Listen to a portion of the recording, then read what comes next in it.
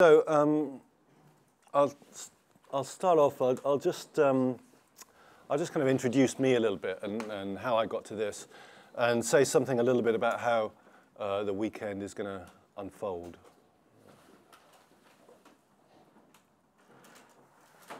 Okay, it's going to be one of those things. Every time I start speaking, some new person would come in. Okay.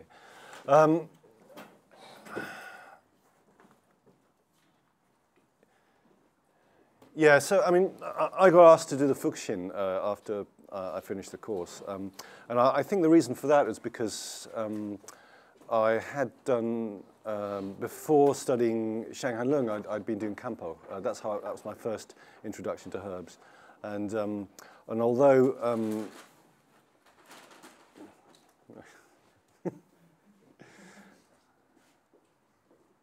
yeah, maybe I'll bolt the doors now or something. Yeah, so Kampo was my introduction to herbal medicine. I never actually studied TCM, so and initially when I started with Arnaud, I was kind of felt all the herbs were in Chinese and people doing TCM for years in some instances. So I did feel slightly kind of in the deep end, but actually it turns out that it's okay. This is a very different way of looking at things, and in some respects. It means that I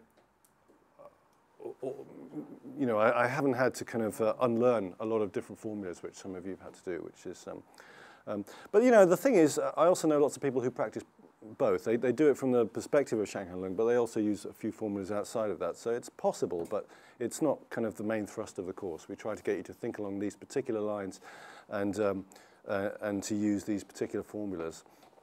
And when I started doing Kampo, in London with Gretchen, she, most of what we did was Shanghan Lung anyway, actually.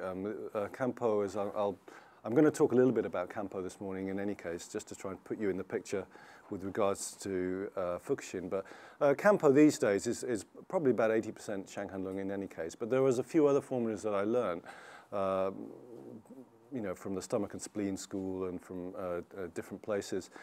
Which initially I thought I would keep using, but actually they've kind of fallen out of my practice because I don't really understand them now. They don't really fit in with everything else that we do, and because the system is so modular that you can just. I mean, you can be overwhelmed initially because there's so many so many formulas, but you start off working within a particular context, a certain number of formulas that you use a lot. And once you start to understand how they work and you understand their structure, you can start to it's easy to make leaps to more and more formulas, and it becomes easier to remember, easier to use. So for me, the other ones have tended to kind of fall out of use, really. So the thing about Kampo is there's a big emphasis on the abdomen, as there is in Japanese medicine generally. And a lot of my practice is acupuncture. I know that there are some people in the system like Laurie and Arnaud who don't practice acupuncture anymore. But for me, probably the bulk of my practice is still probably acupuncture. But and I started off doing, I guess, a mixture of 5-phase and TCM acupuncture. But I had an interest in Japanese-style acupuncture from quite early days. And prior to doing acupuncture, I started shiatsu. That was my lead in. So the one thing that's kind of been continuous in all of these different treatment modalities, whether it's been needles or hands or herbs, has basically been the use of the abdomen. And it's an area that I found, clinically very useful.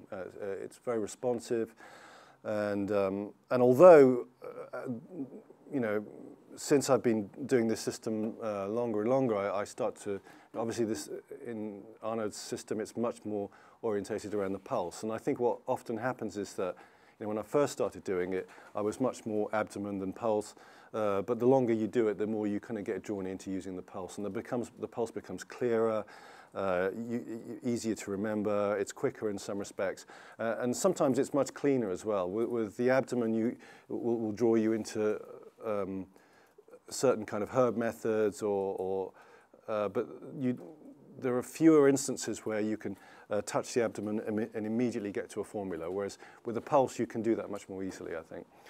That said, abdomen I think is really good, and when we're doing diagnosis, the more kind of backup information we can have, the better. So, you know, if you are, you know, a master at this, that's great. You can take the pulse within 2 minutes. You can come up with a formula. You know, job done. But you know, for most of us, are not really in that camp. I mean, maybe we might be one day, but I certainly feel like I want as many tools as I can have to kind of get me through clinical situations, and that means symptoms and questions and answers and pulse, and also for me, abdomen, very useful.